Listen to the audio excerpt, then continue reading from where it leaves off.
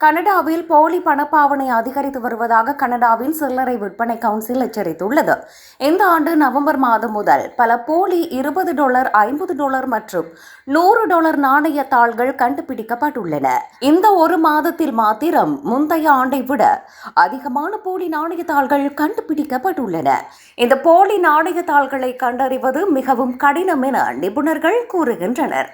இந்த போலியான பிரதிகள் உண்மையானது போலவே காட்சியளிப்பதாக சில்லறை விற்பனை கவுன்சிலை சேர்ந்த மைக்கேல் ரோசெட் தெரிவித்துள்ளார். இந்த மோசடி செயலுக்கு பின்னால் ஒழுங்கமைக்கப்பட்ட குற்றவியல் குழுக்கள் இருப்பதாக அவர் நம்புகிறார். இந்த பண்டிகை காலத்தில் கடைகள் பரபரப்பாக இயங்குவதால் ஊழியர்களுக்கு நாணய தாள்களை சரிபார்க்க நேரம் கிடைப்பதில்லை. இது குற்றவாளிகள் போலி நாணய தாள்களை மாட்டிக்கொள்ளாமல் பயன்படுத்த சிறந்த சூழலை ஏற்படுத்தி கொடுக்கிறது.